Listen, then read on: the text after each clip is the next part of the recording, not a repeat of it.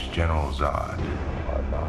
I have journeyed across an ocean of stars to reach you.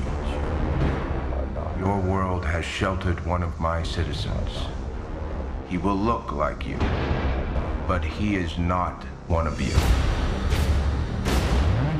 To those of you who know of his location, the fate of your planet rests in your hands.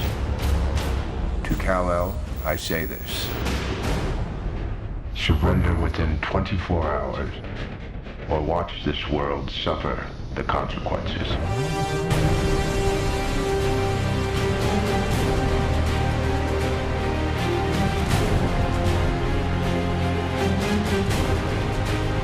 You will not win. For every human you save, we will kill 1 million more. I won't betray them. You already have.